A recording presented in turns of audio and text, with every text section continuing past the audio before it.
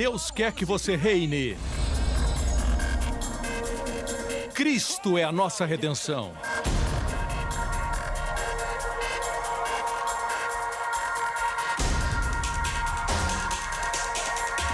Deus é justo e faz o pecador justo.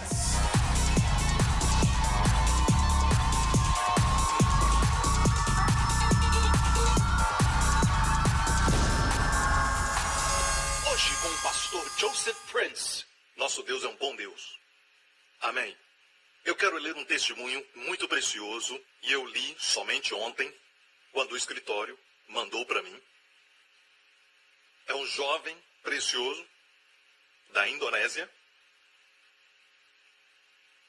E ele diz: por 10 anos, desde 1998, eu fui viciado em uma droga muito perigosa conhecida como Ice, ou chamada também de Crystal Meth. Em 2008, aceitei a Cristo através de um amigo e fui batizado. Eu desejei conhecer a Cristo de uma forma mais profunda, e quando eu foquei aprender mais sobre Ele através da Bíblia, muitas coisas boas aconteceram na minha vida. Além da restauração da minha vida familiar e da minha vida financeira, eu também me encontrei livre de todo vício. E quantos aqui descobrem que por um tempo o seu caminhar com Deus está bem? Você aceita a Cristo e as coisas começam a ficar bem com você e acontecer? Amém? Tudo parece prosperar e o diabo vem e ataca. Só quero que saiba que esse jovem é como qualquer outro jovem. Amém? Só porque nasceu de novo não quer dizer que não vai ser tentado. Então ele diz: em setembro de 2013, eu fui a uma festa de aniversário de um amigo e muitos amigos estavam usando drogas naquela festa e eventualmente eu sucumbi e usei drogas de novo.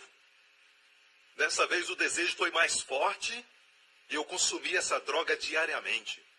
Eu tentei vencer e parar com esse vício e consertar minha vida com Deus, mas não conseguia. É o que acontece com pessoas que fumam ou têm qualquer outro tipo de vício. Eles dizem que podem, mas quanto mais tentam, eles descobrem que não podem. No começo parecia que nada melhorava, mas eu continuava confessando o poder de Deus sobre o meu vício. E um dia eu escutei o pastor Prince citar Isaías, capítulo 60, verso 1. Levanta-te e resplandece, porque vem a tua luz, e a glória do Senhor vai nascendo sobre ti, no sermão intitulado, Entrando numa Maior Glória de Deus. O pastor Prince diz que era o ano da glória maior de Deus, e o que desejássemos de Deus, Ele faria por nós. Eu clamei a Deus e orei. Instantaneamente, eu senti uma sensação calorosa no meu coração. No próximo dia, eu acordei sem nenhum desejo de usar a droga. Então descobri que o meu vício se foi. Deus transformou minha vida. Eu tirei todas as drogas do lugar onde eu tinha escondido e joguei no vaso e dei descarga. Desde abril de 2014, eu não tenho tido nenhum desejo de usar drogas de novo. Até mesmo quando as pessoas me ofereceram essas drogas de graça. Eu rejeitei a oferta deles e orei para que eles também fossem libertos dos seus vícios. Obrigado, pastor Prince, porque os seus ensinamentos são estabelecidos no fundamento de que eu sou a justiça de Deus em Cristo e Jesus é a chave do sucesso que eu tenho visto na minha vida hoje. Eu oro para que Deus mande mais pastores como você para a Indonésia, para pregarem o evangelho da graça. Glória a Deus, glória a Deus, glória a Deus, glória a Deus. Eu estava falando aos meus pastores na semana passada que olhando ao redor do mundo vemos jovens que Deus está levantando. Por que Deus está levantando tantos jovens do mundo? Por quê? Porque a Bíblia diz que ninguém sabe o dia e nem a hora que Jesus está voltando. Amém? Quando Ele voltar, aleluia, glória a Deus, tudo se tornará novo. Você nunca mais precisará ir ao hospital. Você nunca morrerá. Você nunca mais sentirá luto ou dor ou lamento e não haverá mais lágrimas. Nunca mais. Eu disse nunca mais, que é muito tempo. Você vai ter um novo corpo, aleluia. Amém. A Bíblia diz que o leão deitará com o cordeiro e o leopardo deitará com o cabrito. E as crianças pequenas vão brincar perto das tocas das serpentes e ninguém se ferirá no meu monte santo, a Bíblia diz. Até a natureza será revertida e tudo será transformado. E não existirá nada para machucar ou destruir, a Bíblia diz. E estamos esperando o reinado de Jesus na terra, onde tudo isso será possível durante o reinado milenar de Cristo na terra. Amém? E a Bíblia diz que vai acontecer no final de 7 anos. E antes desses 7 anos, o livro do Apocalipse diz que o Senhor Jesus voltará para nós. E isso é chamado de arrebatamento. O arrebatamento não é a segunda vinda de Cristo. Algumas pessoas colocam os dois juntos como um mesmo evento, mas não são. O arrebatamento vai acontecer antes dos 7 anos da tribulação. E a grande tribulação durará 3 anos e meio. Na metade da tribulação vai acontecer a grande tribulação e temos, no final, quando Jesus vier resgatar Israel, Israel vai estar literalmente cercado. E tudo está apontando para isso, mas você pode dizer, pastor, já escutamos isso antes, os cristãos já diziam isso antigamente, e eles sempre falavam que Jesus estava voltando no dia deles, mas não aconteceu. Mas quando eles pregavam isso, escutem, nos anos 1800, Israel não tinha voltado a ser uma nação. Quando eles pregaram isso, certo? O povo judeu não tinha voltado ainda para a sua terra. Quando eles pregaram isso, a guerra mundial não tinha acontecido. Diversos terremotos em muitos lugares não tinham acontecido. A única geração que tem visto tudo isso acontecer é a nossa geração. Não passará essa geração, você está me ouvindo? Amém? Porque a Bíblia diz que zombadores virão nos últimos dias dizendo: onde está o sinal da sua vinda? Desde que os nossos pais dormiram, tudo está normal como estava nos dias dos nossos pais, tudo continua normal. E a Bíblia chama esse tipo de pessoas de zombadores. Mas a Bíblia diz: eis que para o Senhor 1000 anos é como um dia.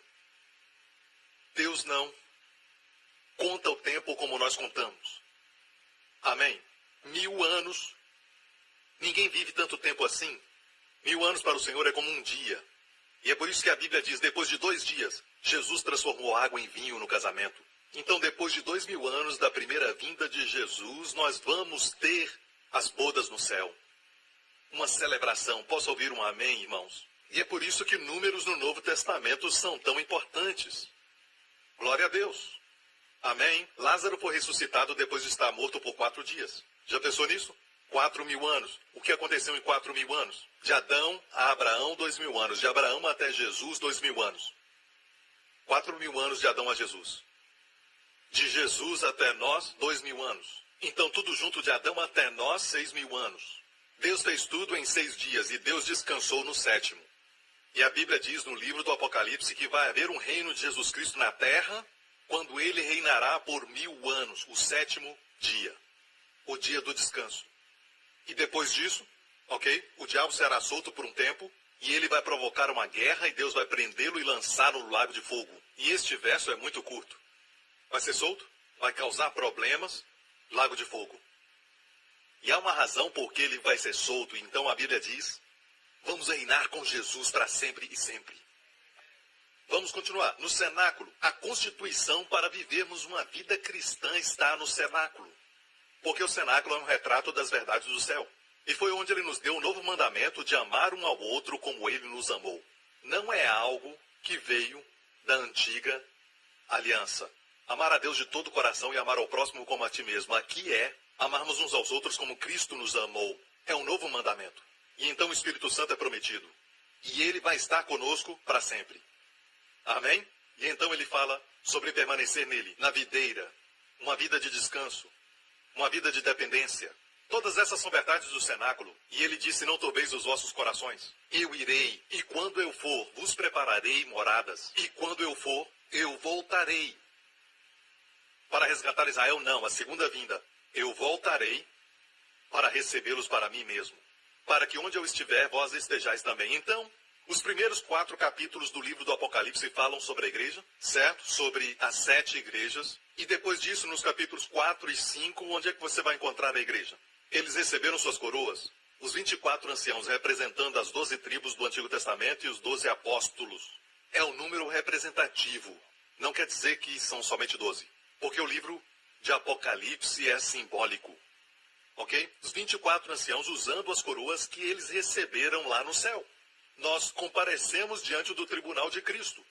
Então, olhando para frente, o que acontece depois do capítulo 5, capítulo 6, certo? Vai tudo acontecer na terra e não conosco. Os santos que você lê depois, eles vão ser salvos na terra durante o tempo do anticristo, pela pregação dos 144 mil judeus. Imagine 144 mil judeus evangelistas. Pastor Prince te dá um pouco de hebraico, eles dão todo o hebraico. Mas muitas pessoas pensam que isso se refere a nós porque é usada a palavra santos, mas se refere aos santos judeus. E é por isso que Mateus 24 está falando aos judeus santos daquela época. Não está falando da igreja. A igreja é um mistério que Deus deu a Paulo. Amém? Glória a Deus. Apocalipse capítulo 1. Você está pronto? Certo. Agora, filhos de Deus, o plano dele para a sua vida é este. Apocalipse capítulo 1, verso 4. Fala assim: João, às 7 igrejas que estão na Ásia, graça. Graça é sempre a primeira e última palavra de Deus. A Bíblia inteira termina com graça. Sabe como termina o Antigo Testamento? Em Malaquias, maldição. Para que eu não venha e fira a terra com maldição. A última palavra de todo o Antigo Testamento é maldição. Amém? As palavras finais de todo o Novo Testamento é: a graça do Senhor Jesus Cristo seja convosco. Não é maravilhoso? É por isso que Deus está avivando ou restaurando esta revolução do Evangelho da graça em todo o mundo. Amém? Glória a Deus. Não é algo que começou com o pastor Prince. De fato, a onda é tão forte que em todo o mundo as pessoas estão entendendo. Amém? Mas ainda tem aqueles que são contrários, mas esses são os que querem controlar as pessoas. E a melhor coisa que um pastor pode fazer é liberar o caminho para o noivo. Certo? Quando a noiva estiver pronta, abra o caminho para o noivo. Você não é o noivo. Certo? É melhor você abrir o caminho, ou então o noivo vai fazer isso. E quando ele fizer, você não vai gostar. Amém? E é por isso que qualquer igreja no livro do Apocalipse, por exemplo, quando Jesus fala: arrependa-se e pratique as primeiras obras, senão removerei o seu candelabro. Isso não é remover a salvação. Alguns pensam assim: não, amigo. Jesus disse: eu lhes dou a vida eterna e eles jamais perecerão. Você não entende a palavra jamais? Se ele não nos tivesse dado a vida eterna, poderíamos perder a vida eterna no próximo pecado, no próximo dia, próximo mês, próximo ano. Então não podia se chamar vida eterna. Mas ele disse: eu lhes dou a vida eterna, João 10, e eles jamais perecerão. Mas a igreja é um castiçal. Ele fala ao pastor da igreja: se você não se arrepender e colocar Jesus como centro e voltar ao primeiro amor, eu tirarei a sua igreja. Isso só quer dizer que a sua igreja vai fechar. Sua igreja vai perder influência. Sua igreja vai perder todos os recursos que Deus tem dado e o poder de Deus.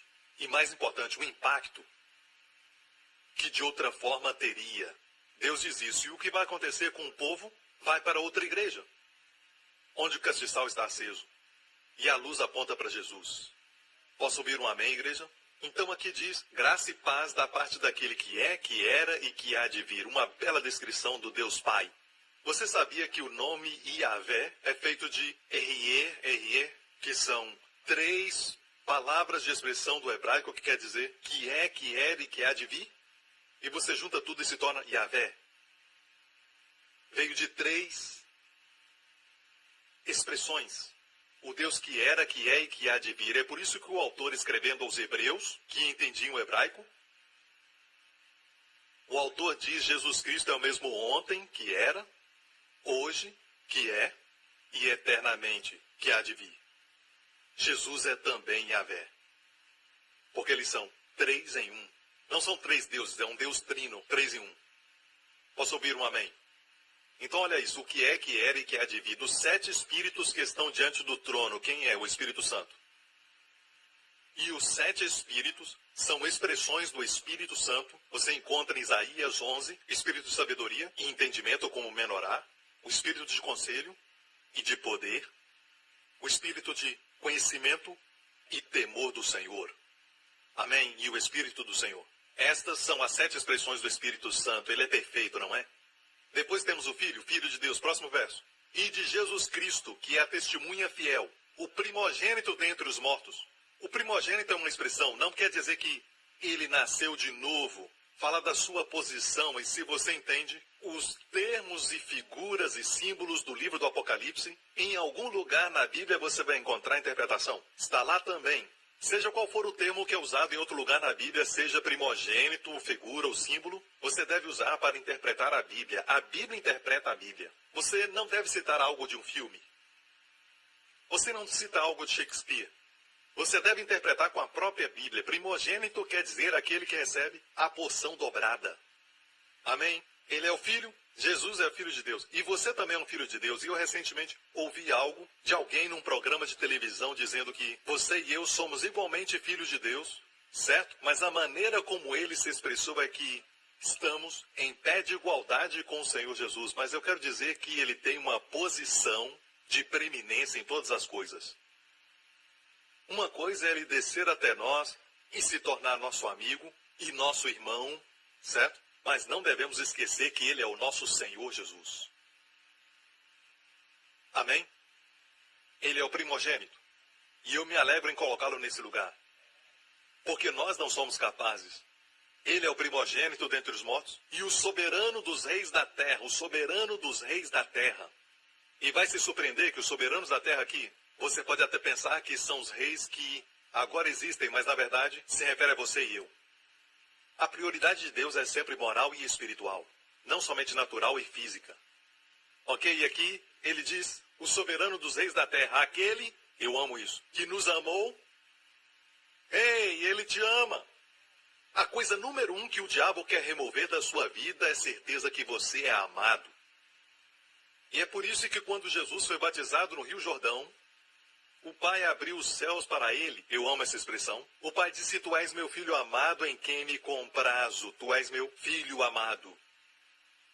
Logo depois disso, ele foi levado ao deserto para ser tentado pelo diabo. E o comum em todas as tentações foi a frase, se tu és o filho de Deus. Se tu és o filho de Deus. Eu nunca tinha ouvido ninguém falar sobre isso. E um dia eu estava lendo isso, o Espírito Santo tirou as escamas e abriu os meus olhos. E depois que as escamas caíram, eu vi algo que nunca tinha visto. O diabo não mencionou uma palavra. Amado. Porque seria contraprodutivo para ele lembrar Jesus ou lembrar você, enquanto está te tentando, que você é amado. Então o diabo sempre quer remover essa palavra amado, sabe? E convencer as pessoas que Deus não as ama porque tem pecado. Ou porque falharam e tem erros e Deus não as ama. Não, amigo, eu quero dizer a você, em alto e bom som, que Deus te ama. E que você é o alvo das suas afeições divinas. Amém? Você é mais importante do que os pássaros, é o que a Bíblia diz. E eu quero dizer isso, que se você é mais precioso do que os pássaros, a Bíblia diz que Deus cuida de todos eles, quanto mais você. Ele conta os cabelos da sua cabeça. E se não tem nenhum, ele também sabe. Eu amo meu filho, mas nunca contei os cabelos na sua cabeça e o cabelo dele está crescendo muito. E uma coisa que ele odeia muito é cortar o cabelo. Ele grita e rola no chão, ele não quer cortar o cabelo. Então eu disse, alguns dias atrás, para minha esposa, corta o seu cabelo quando ele estiver dormindo. Então se você vê o meu filho com cabelo louco, por favor, nos perdoe por isso. É a culpa do seu pai. Amém? É a Terceira Guerra Mundial quando vamos ao barbeiro. Ele odeia.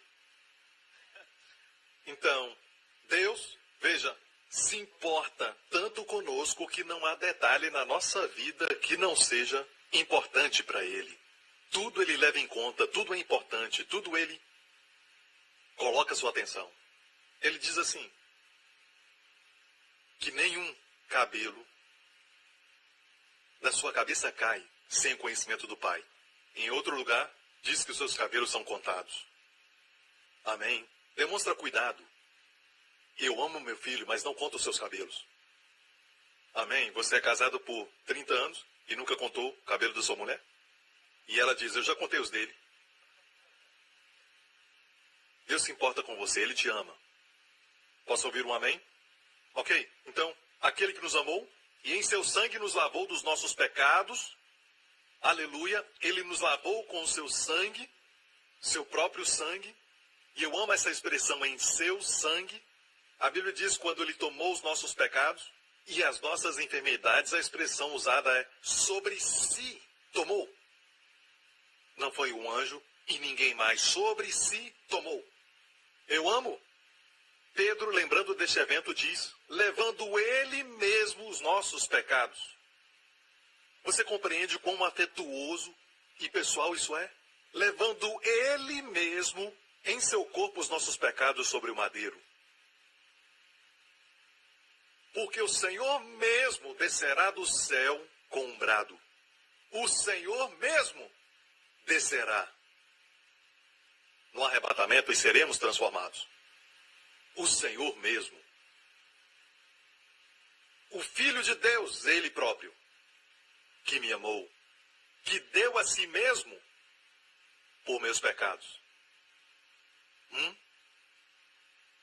Aqui diz, e em seu sangue nos lavou dos nossos pecados. Ele te lavou. E este é o porquê que aqueles que não querem ser lavados vão comparecer diante de Deus, com todas as suas manchas e culpas e pecados diante de um Deus santo. E vão ter que responder, porque não estão limpos. Ninguém vai comparecer com as suas obras e Deus vai dizer, bem-vindo, você é o único que alcançou perfeição. Não, precisamos ser limpos. Eu disse, precisamos ser lavados. E quantos creem que quando Jesus lava, ele faz um trabalho perfeito? Não como um menino de 7 anos quando lava suas orelhas. Quantos creem que quando Jesus te lavou, fez um bom trabalho? Quem te lavou? Você lavou a si mesmo? Não. Aquele que nos amou e em seu sangue nos lavou. Se ele te lavou, você está limpo. Você está limpo. E nos fez o quê? Reis e sacerdotes. E eu quero focar nisso. Reis e sacerdotes. Ele é o príncipe dos reis da terra. Ele é o soberano dos reis da terra. Amém? O soberano dos reis da terra. E essa frase, em outra versão, diz o príncipe dos reis da terra. Amém? Pedro pregou no livro de Atos e Pedro disse a Israel, Deus o fez príncipe e salvador. Deus o fez príncipe e salvador. Eu amo essa expressão. Deus nos fez o quê? Reis e sacerdotes. Para Deus e seu Pai, a Ele glória e poder para todos sempre. O livro do Apocalipse é um livro que, quando você lê, você é abençoado. Nós também somos abençoados lendo os outros livros, mas é o único livro que fala abertamente, de forma clara, que se ler vai ser abençoado. Então, leia o livro agora mesmo rapidamente. Não todos os 22 capítulos, mas o verso 1. Revelação de Jesus Cristo, a qual Deus lhe deu. Deixa eu te falar isso, amigo. Não é revelação do anticristo, não é revelação do dragão, não é revelação da marca da besta, não é revelação do 666, é revelação de Jesus Cristo. Então, o que você lê nesse livro não é sobre Satanás, não é sobre sua gangue ou a besta de 7 cabeças, certo? É sobre Jesus Cristo, a revelação de Jesus, a qual Deus lhe deu para mostrar aos seus servos. As coisas que brevemente devem acontecer, e pelo seu anjo as enviou e notificou a João, seu servo. Existem alguns números que são de Deus, o 7, por exemplo, que geralmente é divino, mas pode ser usado para o mal, como as 7 cabeças da besta, certo? Mas 7 é o número da perfeição. 3 é o número da manifestação. No terceiro dia a terra seca apareceu, surgiu, manifestou. Essa foi a terceira vez que Jesus se mostrou aos discípulos depois de ressuscitar dos mortos, João 21. Certo? Foi a terceira vez que Jesus se mostrou. Então o número 3 é o número da manifestação. O dia da ressurreição foi o terceiro dia, Jesus se manifestou. Saiu do sepulcro. Olhe para o número 7 e o 3. E o número 7 é usado mais de 50 vezes no livro do Apocalipse somente. E o número 3. Olha para cá. Você ama números? Não vai jogar esses números, ok? Não é para jogar. Mas gosta de números? Eu vou mostrar a perfeição deste livro. Olha aqui. Certo? Deus enviou e notificou essa revelação. Olha a palavra notificou, que também quer dizer sinalizar. Que quer dizer o quê? O livro do Apocalipse é um livro de sinais e símbolos. Mas alguns dizem que é totalmente simbólico e quer dizer não há futuro, não há anticristo, existe anticristo. E os símbolos devem ser traduzidos dos outros símbolos dos outros livros da Bíblia. A Bíblia interpreta a Bíblia. Você está comigo? Certo? E pelo seu anjo as enviou e as notificou a João, seu servo. 3 coisas João fez, o qual testificou da palavra de Deus, número 1. E do testemunho de Jesus Cristo, 2. Você não prega só a palavra de Deus, palavra de Deus, palavra de Deus. Você tem que testificar de Jesus Cristo, que é o resumo de tudo aquilo que a palavra é. Como ele mesmo demonstrou no caminho de Emaús. E também de tudo que tem visto, 3. Você vê os três? Então, propósito para Deus mostrar a revelação de Jesus Cristo a João na ilha de Patmos. E o lançaram na ilha de Patmos para fazê-lo sofrer, mas os céus desceram e a glória encheu sua alma. Aquela caverna onde ele estava se tornou um palácio. E deixe-me falar, onde Jesus está, vira céu. Amém? E Deus o usou e lhe deu o livro do Apocalipse. E ele era um ancião agora. E ele tinha essas três razões. Três coisas, o qual testificou da palavra de Deus, do testemunho de Jesus Cristo, de tudo que tem visto. Próximo. Bem-aventurado aquele que lê. Não te falei isso? Certo? Ainda há pouco? Especialmente no livro do Apocalipse. Bem-aventurado aquele que lê. 1. E os que ouvem as palavras dessa profecia. 2. E guardam as coisas que nela estão escritas. 3. Porque o tempo está próximo. Próximo verso. João às 7 igrejas que estão na Ásia, falando do Pai agora. Graça e paz seja convosco da parte daquele que é 1. Que era, 2, e que há de vir, 3. E ele menciona o Espírito Santo, 7 Espíritos que estão no seu trono. Ele deveria mencionar Jesus Cristo aqui, você não acha? Ele é a segunda pessoa da Trindade, mas aqui ele coloca o Espírito Santo em segundo e Jesus em terceiro, porque este livro fala da manifestação de Jesus Cristo. E número 3, a terceira posição é a manifestação. No próximo verso, temos o Deus triune de Jesus Cristo. Viu isso? Então temos Deus o Pai, o Espírito Santo, 7 Espíritos, e temos Jesus. Certo. Vamos ver as 3 características de Jesus. Fiel testemunha. 1. O primogênito dentre os mortos. 2. O príncipe dos reis da terra. 3. Não é maravilhoso? Os 3 selando o livro divino. Só estou dando uma amostra. E o que ele fez a nós? Aquele que nos amou. 1. E em seu sangue nos lavou dos nossos pecados. 2. E nos fez reis e sacerdotes para Deus e Pai. 3. E é por isso que declaramos a Ele a glória na igreja para sempre, sempre, sempre. Amém, amém, amém. Aleluia, aleluia. Você pode confiar em Deus para trazer ordem, prosperidade, bênçãos. Eu não estou falando só de prosperidade financeira aqui, eu estou falando de prosperidade espiritual em toda a área da sua vida. Posso ouvir um amém? E agora vamos voltar ao verso 6 de novo. E nos fez reis e sacerdotes para Deus e seu Pai. Somos reis e sacerdotes. E colocamos os dois juntos, podemos dizer sacerdócio real. Sacerdócio real. Quero falar algo sobre sacerdócio. Por que havia necessidade de sacerdote? Veja, no antigo Israel, Deus queria que todos fossem sacerdotes. Deus queria que toda a nação fosse sacerdote. E Deus queria um reinado de sacerdotes. Deixa eu provar isso para você. Deus os tirou do Egito.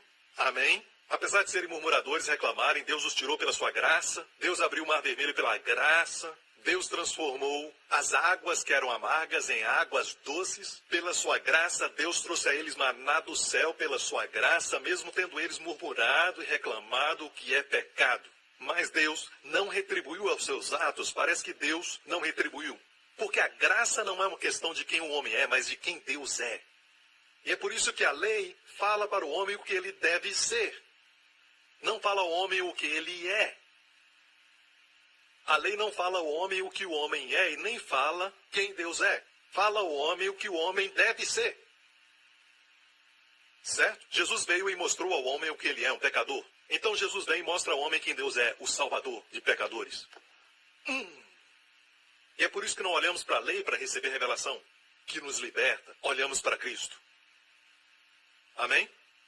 Então a Bíblia nos diz que quando eles estavam no deserto, Deus deu o maná e eles reclamaram. Depois tiveram sede. E eles esqueceram que Deus tinha transformado as águas amargas de Mara e tornado doce. E depois de alguns dias eles reclamaram de não ter água. E Deus trouxe água da rocha. E a água fluiu como um rio, a Bíblia diz, no deserto. Então Deus os trouxe a um lugar chamado Refidim. Os inimigos atacaram e Deus deu a vitória de uma maneira interessante. Quando erguiam as mãos de Moisés, havia vitória. E quando as mãos de Moisés desciam, havia derrota. E as mãos de Moisés eram erguidas por Arão e Ur. No lançamento do meu último livro, eu também tive Arão e Ur. Sabem? Pastor Daniel e Pastor Lawrence. É incrível. Deus os amou o tempo todo. A murmuração deles nunca parou o Senhor de derramar sua graça. Eles estavam debaixo da aliança abraâmica, não era do Sinai, não era lei, era baseada na graça. E depois, no pé do Monte Sinai, Deus deu a eles uma oferta. Naquela época, eles estavam debaixo da aliança de graça. E Deus dizia, obedeça essa aliança. Mas como obedecer a aliança da graça? Creia em Deus. Confia nele. Amém. Confia na sua graça. Posso ouvir um amém? E é isso que Deus disse ao pé do monte Sinai. E subiu Moisés a Deus e o Senhor chamou do monte, dizendo, assim falarás à casa de Jacó e aos filhos de Israel, vós tendes visto o que fiz aos egípcios, como vos levei sobre as asas de águias e vos trouxe a mim. Essa expressão, asas de águias, quer dizer, pela graça. Deus os tirou da terra do Egito até o pé do monte Sinai, sobre asas de águias. Quando você está nas asas de águias, você não corre, não anda, você voa. É como indo daqui para a América, você não tem que ir de barco, você não pega transporte terrestre, amém? Você voa, descansa e voa. É um retrato da graça. Literalmente, este período foi um período de pura graça. Então, se asas de águias quer dizer graça, quando Deus renova a sua juventude, como a das águias, o que quer dizer? Tem que entender a graça. Ou não será renovado. Então aqui diz, como vos levei sobre asas de águias e vos trouxe a mim. Verso 5. Está aprendendo? Está sendo abençoado? Amém? Agora, pois, se diligentemente ouvides a minha voz e guardares minha aliança. Mas que aliança é essa? A aliança de Abraão. A aliança incondicional. Então Deus disse, fica nessa aliança, e vós sereis minha propriedade peculiar. Na graça, você será a propriedade peculiar a Deus, dentre todos os povos, porque toda a terra é minha. E vós me sereis um reino sacerdotal. O que é um reino sacerdotal? Nunca aconteceu na terra sacerdotes serem reis e reis sacerdotes? Até Melquisedeque chegar. Nosso Senhor Jesus para encontrar com Abraão. E agora tem um reino sacerdotal. Quer dizer que todo mundo é rei e sacerdote. E vós me sereis um reino sacerdotal e o povo santo. Essas são as palavras que falarás aos filhos de Israel. Deixa eu falar o que aconteceu. Moisés desceu do monte com essas palavras. E eles falaram isso. Kol asher deber Adonai aseh. Tudo que o Senhor tem falado, que tem mandado, faremos. Moisés subiu o monte e falou para Deus o que o povo disse. Deus muda o seu tom, você sabe da história. Deus disse para o povo, não se aproximem. Ele nunca teve essa atitude, na verdade ele estava perto deles. Na coluna de nuvem durante o dia, na coluna de fogo durante a noite, ele os levou. O Deus que é santo estava perto deles, e eles não pereceram. E agora então ele diz, não se aproximem do monte. Isso foi em Êxodo 19, próximo capítulo, Êxodo 20, pela primeira vez os 10 mandamentos são dados. Porque o povo se orgulhou. Disseram, Deus não nos abençoe somente por causa da sua bondade, nem por causa da sua graça. Sim, o Senhor nos trouxe até aqui por causa da sua bondade, atravessamos o Mar Vermelho por causa da sua graça, mas Deus trate conosco também por causa da nossa fidelidade, porque podemos cumprir tua lei.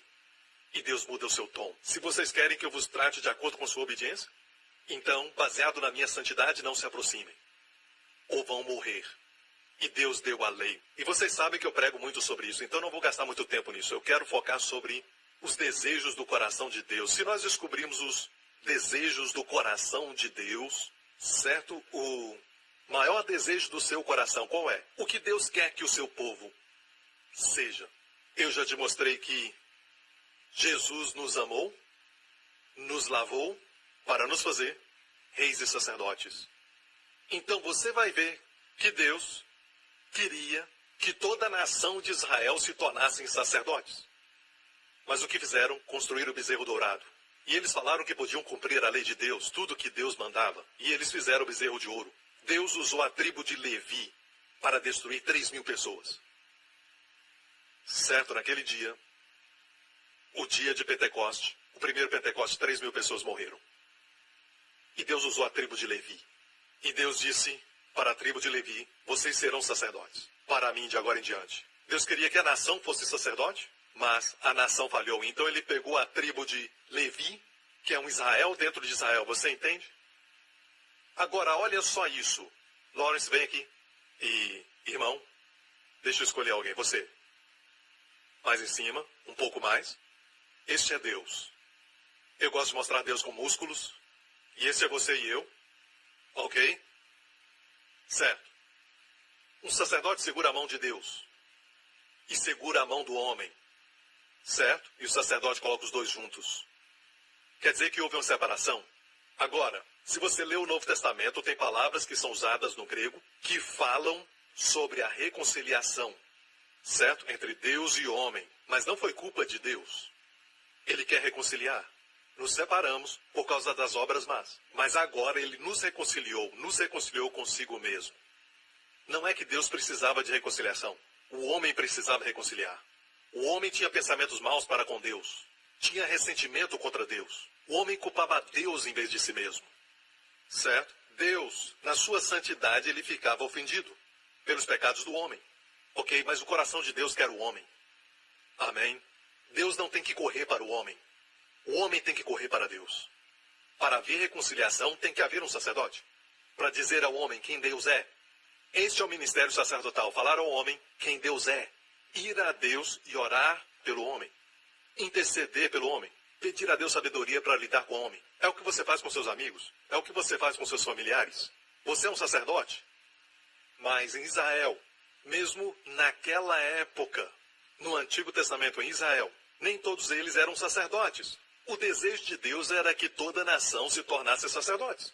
Mas Deus teve que encontrar um Israel dentro de Israel. E assim também no corpo de Cristo, todo mundo é sacerdote. Mas nem todo mundo funciona como sacerdote. E alguns perguntam por que as bênçãos não são manifestas nas suas vidas, porque Deus cuida dos sacerdotes. Você me ouve? É claro que você não pode fazer isso sem o sangue. É só através do sangue que você pode ser sacerdote. Que sangue é esse? O sangue de Jesus? Ok, muito obrigado. Então, Deus quer que todos sejamos sacerdotes. E muita coisa ruim aconteceu no Antigo Testamento para Israel, sempre que negligenciavam os sacerdotes, os levitas. Davi é um exemplo disso, apesar de ser um homem segundo o coração de Deus. Davi copiou o estilo dos filisteus quando carregou a Arca da Aliança. Amém? E como era para carregar a arca? Nos ombros dos sacerdotes, os levitas. Mas o que aconteceu foi, Davi seguiu o modelo dos filisteus colocando no carro de bois. Ele aprendeu da Índia. A arca não podia ser colocada no carro de bois, e sim no ombro dos sacerdotes. E por causa disso, um homem chamado Uzá estendeu sua mão e morreu. Amém? Porque os bois tropeçaram. E Davi gastou 3 meses aprendendo a maneira correta de carregar. Coisas ruins acontecem quando o sacerdócio não funciona. Você está me ouvindo? E no último livro do Antigo Testamento é o livro de Malaquias, que fala sobre a tribo de Levi, sobre os sacerdotes. E Deus diz, porque vocês não trazem o dízimo? Meus sacerdotes estão indo trabalhar no campo, porque os dízimos não estão sendo dados. E Deus diz, é por isso que a maldição está sobre o povo. Ele não disse, eu amaldiçoo vocês. Ele disse, vocês estão experimentando a maldição. Agora, irmãos, entendam que Deus quer que os sacerdotes trabalhem. E o que tiver que fazer para o sacerdócio funcionar, e por favor, vou dizer isso, eu não estou falando daqueles sacerdotes de algumas religiões que se acham mais santos. E eles falam assim, eu sou o sacerdote aqui e vocês são leigos. Clero e leigos quer dizer, certo? Tem uma classe de pessoas que está perto de Deus, ok? E vocês são leigos. Eles oram por você quando você vai a eles, certo? Você deixa que eles orem por você. Você não quer tocar em Deus, você não quer orar a Deus, certo? Afinal de contas, você está em pecado, então não pode chegar a Deus. Essas pessoas são santas. Deixe-me falar isso. Eu respeito anciãos, líderes, pastores. Eu sou um pastor, eu sou um líder, eu sou um ancião. Mas permita-me falar isso. Nós estamos aqui para te levantar e estarmos debaixo de você e não acima. Ok? Então por que você está em cima? É para você me ver melhor, é conveniente, é prático. É para que todos possam ver. Amém? Você entende? É conveniente, é prático. Eu só quero falar para você que não existe nada de clero e leigos. Somos todos sacerdotes. Você me entende? Tem aqueles que trabalham em tempo integral. E a Bíblia diz para honrá-los com grande honra, sim. Mas não é necessário que eles orem por você. Você tem tanta influência com Deus como eles. Amém. Você também é tão ungido diante de Deus como eles. Ok? O tempo corre, gente. Não me distrai, por favor. Então esse é o plano de Deus e propósito. Toda vez que o plano não é executado, até no último livro de Malaquias, você vê como seu papel de sacerdotes. Existem problemas financeiros, problemas na colheita, problemas nos negócios, problemas em casa. E a Bíblia diz, eu purificarei os filhos de Levi. O livro de Malaquias fala de voltar a exercer o papel de sacerdote. Amém? Mas, pastor Príncipe, eu não quero vestir roupa branca. E é por isso que o diabo colocou isso na sua mente. Para ser um sacerdote, você tem que viver em santidade. Mas você vê que a santidade da qual Deus fala é uma santidade que você pode se aproximar. Quantos creem que Jesus é santo? Rei, perfeitamente santo. Mas você sabe o que quer dizer santo? Você vai à Grécia hoje e eles dizem, ok, não misturem essas bolachas. Estas são mais salgadas e essas mais doces, ok? Então tem que comer separadas, não comam juntas. E quando usam a palavra separada, hagiosmos. O que é? Hagiosmos. Então, hagiosmos é separação. Hagios é santo. A palavra santo quer dizer separado. Por exemplo, coisas que são tão preciosas, diamantes que você nunca me mostra, que você os mantém no cofre, certo? E você nunca me dá a combinação. Por quê? Porque é tão precioso que para você é separado por causa da qualidade. Então, no mundo onde tudo é comum, por que os diamantes se destacam? Porque o mundo inteiro está cheio de pedras e britas. Você é um diamante. Diamantes se destacam pelo brilho. Quando Deus diz sejam santos, está dizendo não sejam comuns. As pessoas ficam nervosas rapidamente. Não sejam assim. Não sejam comuns. Amém? As pessoas não perdoam e esquecem. Bem, não seja comum. Você perdoa e esquece. Amém? E o mundo também não dá nada em troco de nada. Você vai ser diferente. Seja uma bênção. Amém? O mundo ama as pessoas que são atraentes e recompensa aqueles que são bonitos. Não seja comum. Você vai dar atenção àqueles que não são tão bonitos. E alguns deles estão ali pedindo dinheiro. Você não sabe para que eles estão pedindo. Uma senhora me pediu dinheiro recentemente e eu estava saindo e eu olhei para ela e eu já tinha dado dinheiro para ela um tempo atrás. E ela veio de longe, eu olhei para ela e disse, Senhor, me livra disso. Porque eu sabia que se ela me visse, ela ia se lembrar do que eu fiz para ela. E de fato, ela me viu e veio na minha direção. E ela tem mais ou menos 60 ou 70 anos de idade, mais ou menos. Um pouco velha. E eu orei para Deus me livrar. O Senhor me disse, filho, eu não te abençoei para fazer orações assim. Fiquei com vergonha de mim mesmo. E eu quis que ela olhasse para mim e ela olhou. E eu disse para ela, ela não fala inglês. Não fala o meu idioma, então. Eu fiz. Tomara que ela não pense que eu estou mandando um beijo.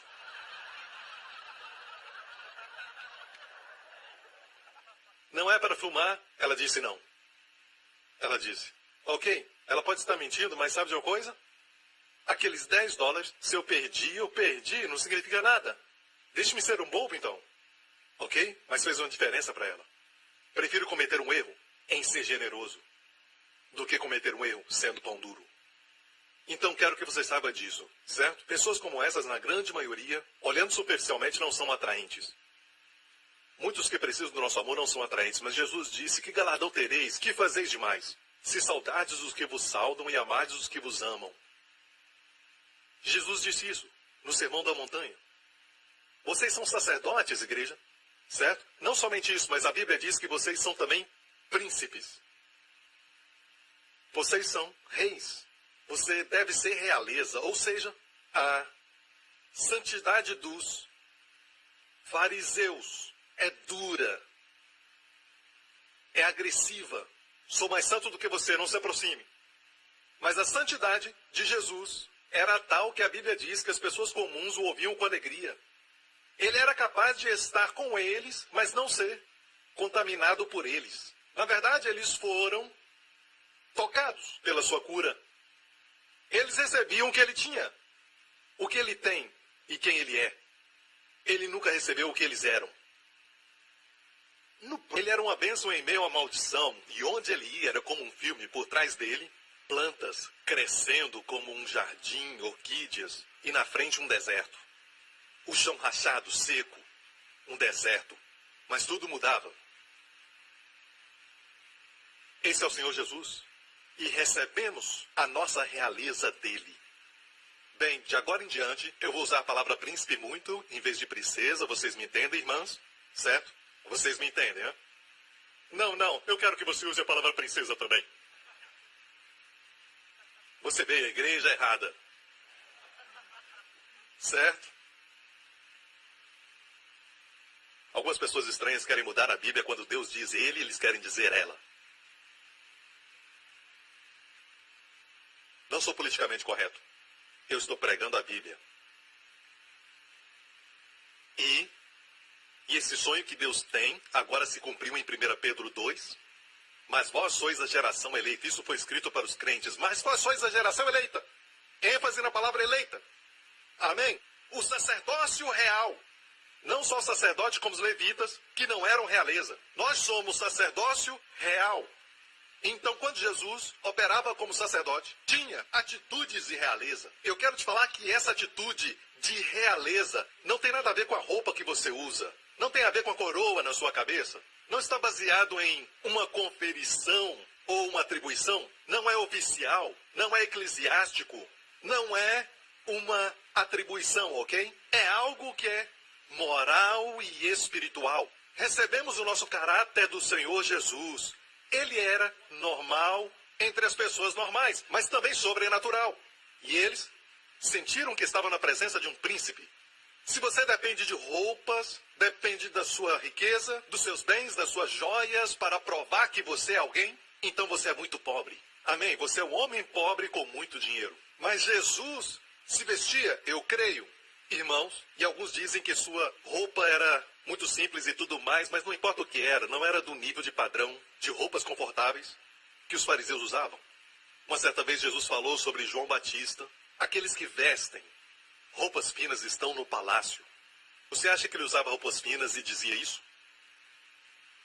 Diriam, olha para você. Não. Ele se vestia como o povo se vestia. Certo? Hoje colocamos um terno e uma gravata para trabalhar, porque as pessoas se vestem assim. Amém? Se eu for ao mercado, eu não vou me vestir assim.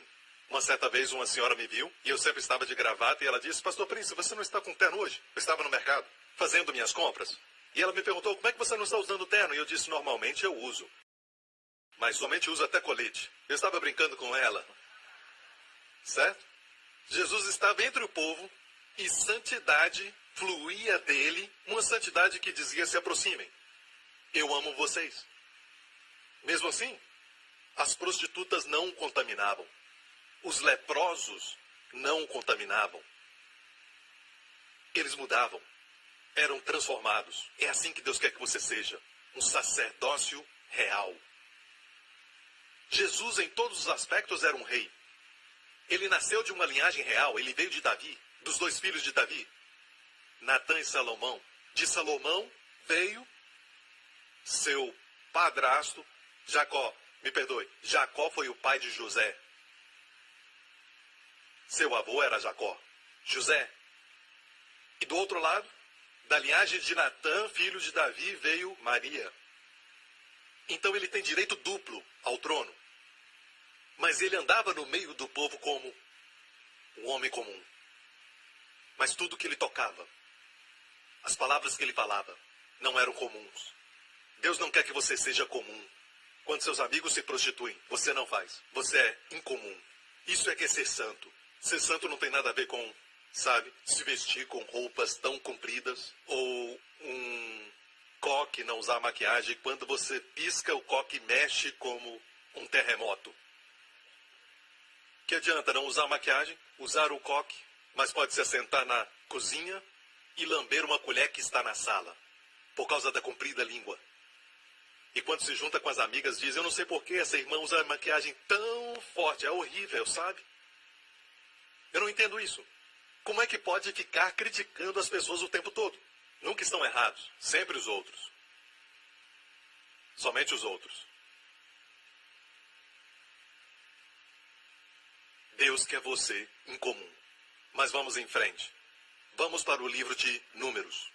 Número 7. Quando Moisés acabou de armar o tabernáculo, ele o ungiu e o consagrou, quer dizer, santificou, que é a palavra separado. Coisas preciosas são separadas. E todos os seus utensílios, também o altar e todos os seus pertences, e os ungiu, os santificou, que os príncipes de Israel, diga príncipes, os cabeças da casa de seus pais, os que foram príncipes das tribos, que estavam sobre os que foram contados. Este é o maior capítulo em todo o livro de Números. o maior capítulo. E se ler este capítulo, não é nada mais do que quem deu o quê? Qual príncipe deu o quê? O príncipe da tribo de Issacar deu isso, isso, isso. A tribo de Assé deu isso, isso, isso. O príncipe da tribo de Zebulon deu isso, isso, isso. É uma lista das ofertas dos príncipes. Então o que aprendemos? Por que Deus deu tanto espaço para as ofertas dos príncipes das tribos? Número 1, são príncipes. Deus está falando que você tem que ter atitude de príncipe. Você tem que ser alguém que se destaca. Deus quer que você seja realeza na sua família, também no seu trabalho. Deus nos chamou para andarmos numa alta vocação. Efésios, capítulo 4. Rogo-vos, pois eu, preso do Senhor, que andeis como é digno da vocação. Você foi chamado para ser um sacerdote real. Amém? Você é um sacerdote real. Ande de acordo com essa vocação. Não espere o Senhor encontrar um Israel dentro de Israel para desfrutar disso. Amém? Em número 7, diz claramente sobre os príncipes que trouxeram as ofertas. Eles o fizeram. Ninguém falou para eles fazerem. Amém? Mas assim mesmo eles fizeram. Verso 3. E trouxeram a sua oferta perante o Senhor 6 carros cobertos. Mantenha isso em mente. 6 carros cobertos, 12 bois, por 2 príncipes um carro e cada um deles um boi. E os apresentaram diante do tabernáculo. Você sabe o que é um carro? O carro é um meio de transporte. Ok? E trouxeram bois, eram generosos. De fato, nada na lei dizia para eles trazerem essas coisas. Nada. Eu vou falar por quê. Próximo verso. Veja, Deus falou a Moisés. E Moisés foi até Deus dizendo, Deus, não existe nada na lei que diz, ofertem carros e ofertem bois para o sacrifício. O que eu faço? Trouxeram essas ofertas. E Deus diz, recebe os deles. Deus teve que falar para Moisés. Viu isso? Porque não havia precedente. O que eu quero dizer é que pessoas que agem como príncipes, número 1, são generosos. Não são mesquinhos e nem malvados. Senhoras que são mesquinhas, malvadas, não se parecem com princesas. Amém? E se tem pessoas que zombam de você e te criticam, você simplesmente passa por cima. Mantenha um sorriso no seu rosto, perdoe essas pessoas e continue vivendo. Essa é a atitude de princesa. No natural, esperamos que uma princesa se conduza com dignidade e decoro. Amém? Não esperamos nada além disso delas. Não queremos perder o respeito por elas. Amém? Não queremos perder o nosso respeito por um príncipe. É como, poxa, cara, outros podem dizer isso, mas você não pode. Amém? Porque você é um príncipe. Deus não quer colocar um jugo sobre você. Mas Deus realmente quer que você saiba que você é um príncipe. Você é a justiça de Deus em Cristo. Não seja mesquinho. Não seja pequeno. Não encontre erro em tudo. Seja generoso. Ser um príncipe é ter generosidade, dignidade, nobreza, um bom coração. Esses príncipes deram generosamente de forma tal que Moisés não tinha precedente. Ele disse, o que eu faço? Deus disse, recebe os deles. Deus disse, recebe os deles e serão para servir no ministério da tenda da congregação. E os darás aos levitas, aos sacerdotes, a cada qual segundo o seu ministério. Assim Moisés recebeu os carros e os bois e os deu aos levitas. Se você opera como um sacerdote, Deus vai se assegurar que a sua viagem daqui para lá não vai ser um problema. Eu não estou só falando de um carro. Já existem muitas mensagens de prosperidade lá fora.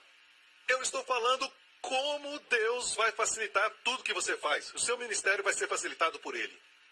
Coisas que você vai fazer, Deus vai prosperar. E também vai aliviar sua carga, porque o carro vai carregar carga que você não pode. Deus vai se assegurar que você funcione como sacerdote. Que a sua carga seja mais leve.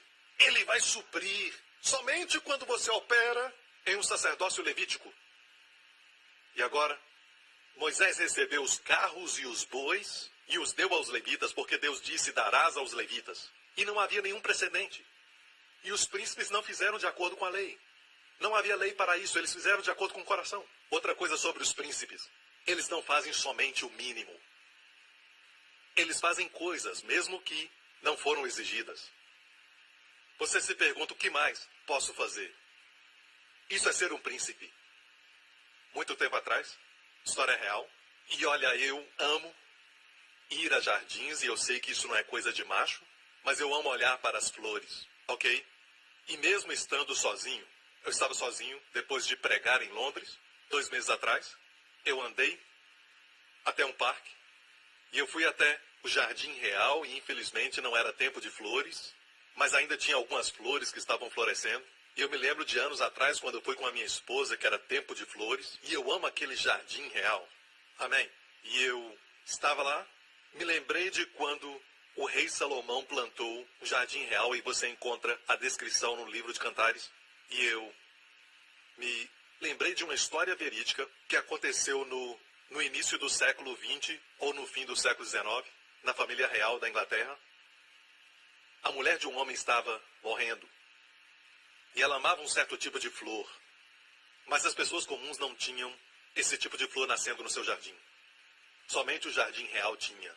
Então ele foi com coragem até o centurião ali e pediu permissão para comprar aquela flor para sua esposa. O homem disse: saia daqui, este é o Jardim Real. Ele foi embora, mas voltou. Ele amava sua esposa. Ele era um homem pobre, mas estava disposto a fazer qualquer coisa para conseguir aquela flor para sua esposa. De alguma forma, alguém ouviu isso, e este fato chegou até a rainha. Não era a rainha Elizabeth, certo? Era a rainha daquela época. E um dia, ela disse: quando ele vier, me avise. E ele veio, ela o recebeu, e ele contou a sua história. E ele disse: por favor, eu não estou pedindo uma esmola, certo? Eu tenho dinheiro guardado e estou disposto até pagar mais.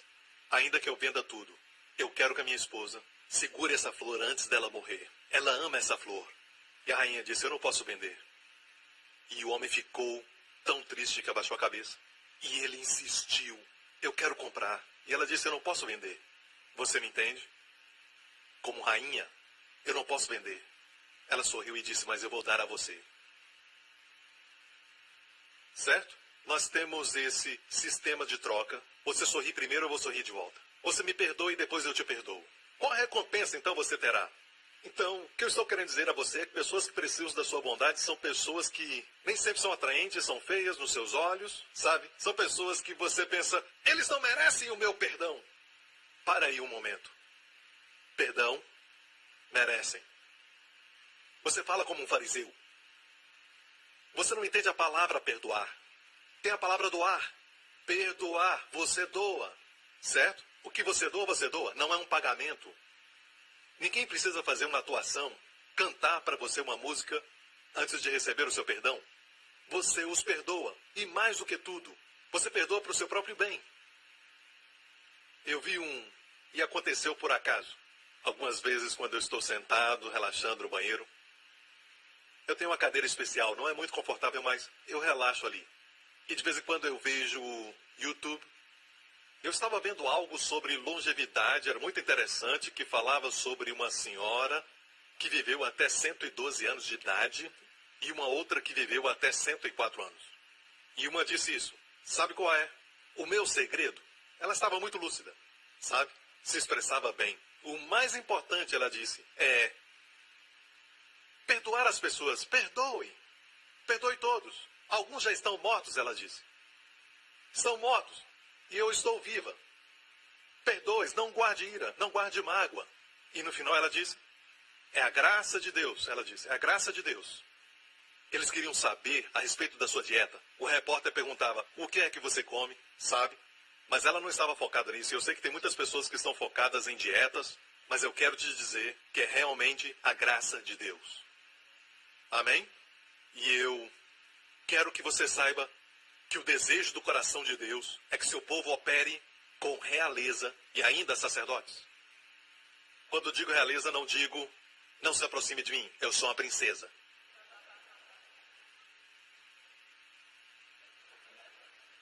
Jesus era humilde? Sim. Ele não tinha uma humildade que era baixa. Mesmo sendo humilde, ele não se rebaixava. Como esfregando o seu nariz na lama, ele nunca se rebaixou assim. Na verdade, não há nada mais humilhante do que ser despido na frente de uma guarnição de soldados, ser cuspido, ter uma coroa de espinhos colocada na sua cabeça E depois, pessoas rindo de você, colocaram um falso cetro nas suas mãos e usaram o cetro para bater e afundar ainda mais a coroa de espinhos na sua cabeça, e suas costas sangrando por causa dos açoites e os ossos expostos, e colocaram uma capa, e a Bíblia diz que era de escarlate, sobre ele, e aquilo grudava na sua pele, e arrancaram dele, depois de um tempo. Zombavam, cuspiam nele, batiam nele. A profecia diz: ofereci minhas costas aos que me feriam. Araram sobre minhas costas, fizeram seus sulcos. E como se isso não fosse o suficiente, colocaram sobre ele uma cruz que não era lisa, não era bem lixada, era cheia de pontas, e o furavam, e por isso ele caiu. Não sabemos como ele conseguiu carregar um pouco aquela cruz. E os cravos que colocaram nas suas mãos não eram feitos de prata, não eram inoxidáveis, eram enferrujados, eram grandes, eram imensos, e os espinhos eram grandes, mas coloque de lado os sofrimentos físicos. E quando ele então saiu, e Pilatos pensou: se eu o açoitar, com sangue de todos os lados, os ossos expostos, o povo vai deixá-lo ir. Ele trouxe Jesus, e a Bíblia diz que no momento que Pilatos viu Jesus, o próprio Pilatos ficou com medo dele. Ele falou ao povo: ecce homo, em latim, eis aí o homem. Havia uma dignidade. Quem pode ser dignificado depois de tanta brutalidade? Quem podia manter sua dignidade, a não ser o príncipe, de quem extraímos o nosso caráter? Só ele. Amém.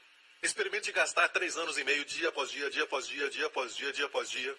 Você vê tudo no natural como deve ser visto, certo?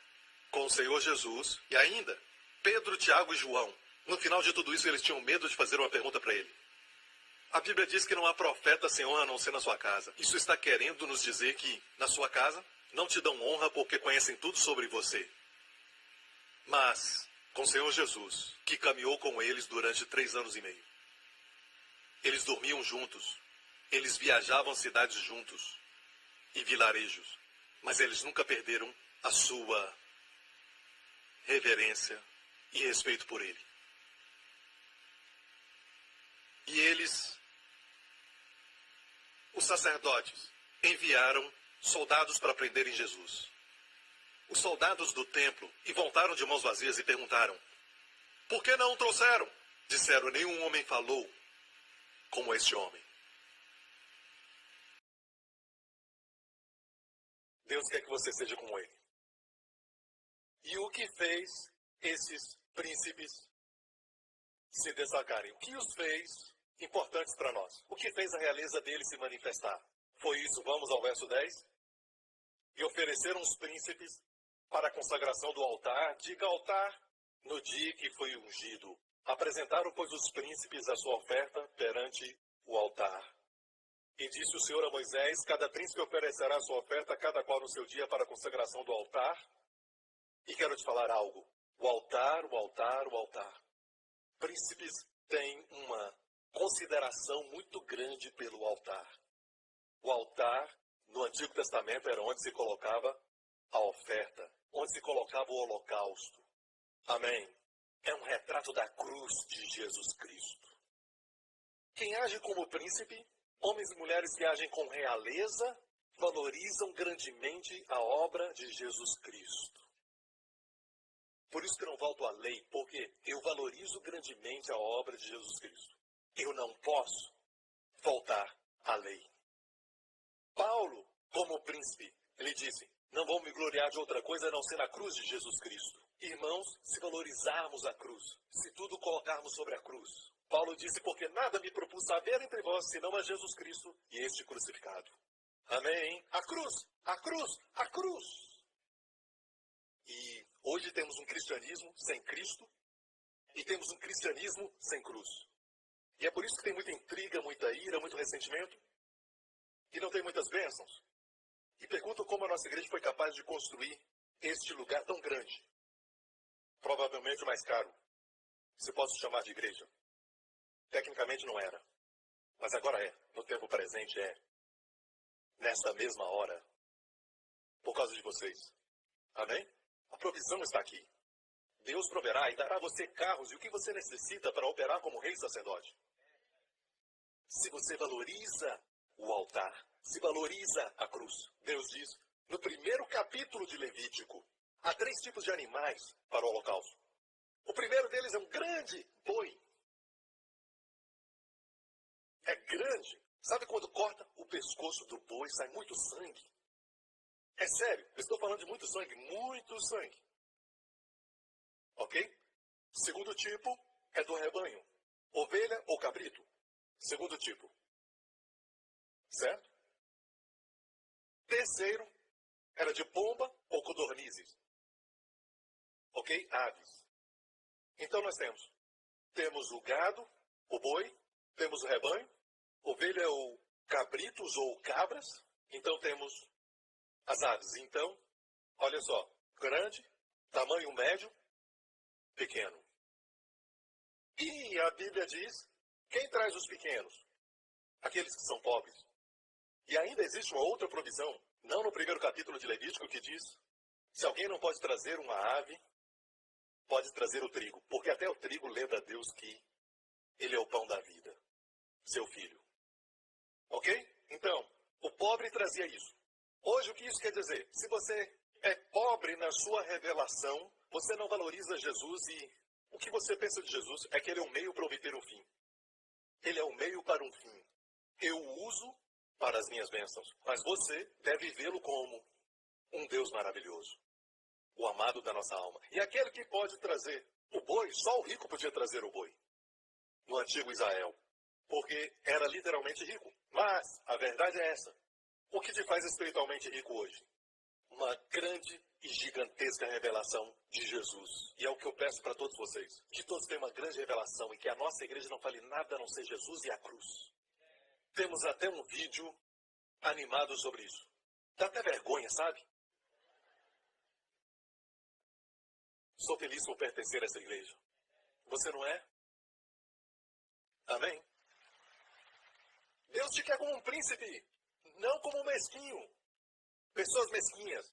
Eu não sou livre disso. Sabe, quando eu me vejo ficando mesquinho, eu me repreendo verbalmente. E quando algo ruim acontece, eu agradeço a Deus por sua disciplina naquele dia, porque eu me tornei mesquinho. E Deus não quer me ver mesquinho. Sabe quem é mesquinho? Pessoas pequenas. Por coisas pequenas. Eles ficam pão duros. Não é legal estar com essas pessoas. Você quer fazer uma viagem? Eu acho que eu vou fazer uma viagem na mesma semana que você vai fazer. Ninguém quer estar com eles. Por quanto tempo vai viver na terra sendo mesquinho? Esquecendo das coisas grandes, estando com os outros, se divertindo, vivendo no presente. Porque os príncipes são generosos. Eles têm um bom coração. São nobres, são dignos. E você fica contando piadas sujas o tempo todo? E as pessoas que sabem que você é dessa igreja pensam que somos todos iguais. Você está envergonhando o Senhor. Está envergonhando o Senhor por causa do seu testemunho e você não está agindo como príncipe. Então eu não posso brincar? Você pode brincar, mas tenha certeza que suas piadas não são sujas. De baixo nível. Você pode ter um senso de humor. Eu creio que o Senhor tem um senso de humor. Aqueles que julgam os outros e andam com a trave de gol nos seus olhos. Não, ele não disse uma trave de gol, ele disse um grande pedaço de madeira. Pode imaginar um homem andando. Irmão, posso te ajudar com um cisco no seu olho? Eu vejo um cisco no seu olho. Posso te ajudar? E ele tem essa grande trave no seu olho. Eu acho que no Sermão da Montanha as pessoas riram. Mas os fariseus não riram. Olha em volta, vê se tem alguém que não está rindo. Ele disse para os fariseus, vocês se esforçam para coar um mosquito, que é um pequeno inseto. Eles faziam isso. Coavam um mosquito. Eles tinham muito cuidado. Antes de beberem água, tinham certeza que não tinha inseto. Contaminava a santidade deles. Então coavam um mosquito. Eles colocavam um coador antes de tomar, certo? E aí eles removiam o coador. Jesus disse, vocês com um mosquito engolem um camelo. Eu amo isso. E eu tenho certeza que os fariseus ficaram olhando para ele, imaginando um camelo. Se importando com as coisas pequenas. Amém? E aí, gostou da mensagem hoje? Eu não gostei daquele momento que ele brincou com aquilo. Não gostou de mais alguma coisa? Não, não. Você que veio com essa atitude aqui. Mas deixe-me falar isso. O Senhor Jesus é uma pessoa alegre. Quando a Bíblia diz a alegria do Senhor, você já parou para pensar que não é sua alegria, a alegria do Senhor, que é a sua força? Sempre falamos, a alegria do Senhor é a nossa força, então tem alegria, tem alegria, tem alegria. Você não entendeu? É a alegria do Senhor que é a nossa força. E quando você lê a Bíblia, o que alegra o Senhor nosso Deus se regozijará em você. Se você sabe que Ele se regozijará em você, você vai ter força. Se você sabe que é amado de Deus. E aprenda a sorrir. Aprenda a viver. Se alguém falar, me perdoe. Se a garçonete falar, eu cometi um erro. Vocês precisam treinar melhor as pessoas. Ah, mesquinho, mesquinho, mesquinho. Esse serviço não está bom. A comida não ficou muito boa. Todos fizemos isso. Nós merecemos um tratamento real por tudo que pagamos. R$10,50 por esse bife. Vou terminar com isso. Número 7, versículo 12. No primeiro dia, Naasson, filho de Aminadab, da tribo de Judá, trouxe a sua oferta. E quero que saiba que Judá sempre liderava, e Jesus veio da tribo de Judá. Judá sempre liderava, louvor sempre lidera. Quando o inimigo vinha atacar, a primeira tribo que ia, Judá. Judá ia primeiro. E Judá quer dizer louvor, não reclamação. Não reclamação. Eu estudei a palavra hebraica para murmuração. A palavra hebraica para murmuração é alum. Alum. Alum significa isso. No idioma hebraico, passar a noite. Quando encontra a palavra murmurar, outro significado da palavra é passar a noite. Quer dizer que quando reclamar, sabe, vai continuar no problema. Passar a noite. Desfrute dessa noite no problema. Isso quer dizer que quando murmuramos, nós ficamos no mesmo lugar. Quando adoramos, amém, Deus nos tira desse problema. Então, reclame e o problema continua. Ao menos uma noite. Adore, amém? Então, este homem, Naasson, filho de Aminadab, da tribo de Judá, foi o primeiro a ofertar. Eu quero que saiba que Naasson teve um filho chamado, não era um peixe, salmão. Salmão, ok? Salmão. Salmão. Salmão. Quando eles atacaram Jericó e eles gritaram e as muralhas de Jericó caíram, uma parte não caiu. Onde morava Raabe, a prostituta, porque ela colocou um fio escarlate. E saiba que o filho desse príncipe, que também era um príncipe, casou com aquela prostituta. Ok? E eles tiveram um filho. Vou descer aqui. O nome do filho deles, o neto de Naasson, foi Boaz, que casou com Ruth,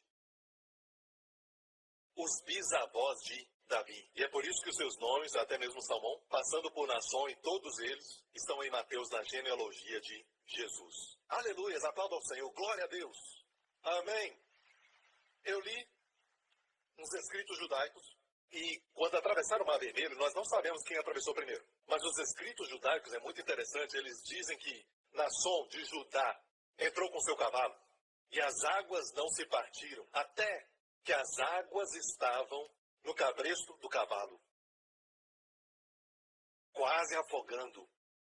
Bem, e abriu. Foi Naasson que entrou primeiro. Amém. Lindo, hein? Glória a Deus. Príncipe. Dignificado. Lembre-se que não é uma questão de aparência ou até mesmo formalidade. Sabe? Temos príncipes hoje no mundo, mas Deus não está falando disso. É algo moral ou espiritual. E as pessoas que estão com você sentem algo celestial sobre você. Amém. Sabe, pastor, eu quero ser comum com o resto das pessoas. Eu quero ser aceito. Então vá em frente. Pedra é algo muito comum. Ser santo é como ser um diamante. Você se destaca. E daí se o mundo diz, você ainda é virgem, certo? Você diz, você não é?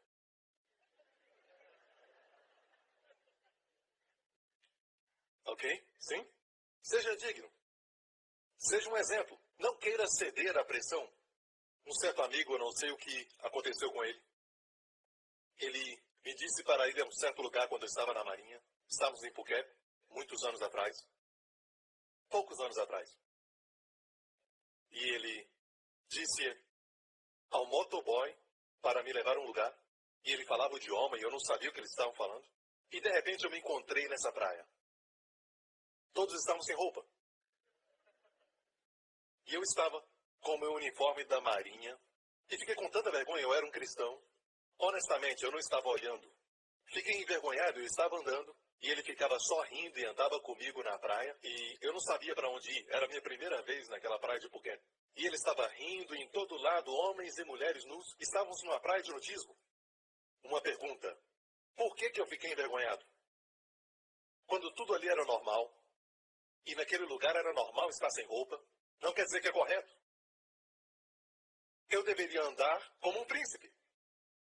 E quando eles me virem, deviam ficar com vergonha.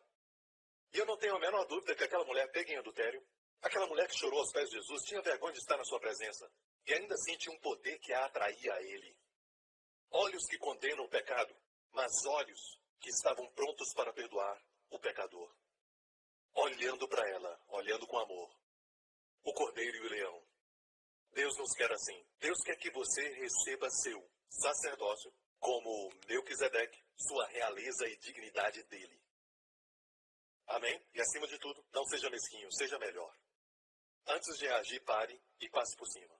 Amém? Passe por cima. Amém? Quando alguém falar alguma coisa, você simplesmente, passe por cima. Amém? Dê-lhe glória. Aleluia! Aleluia! Vamos lá! Vamos lá, pessoas incomuns! Vamos lá, povo especial de Deus! Sacerdócio real! Geração eleita!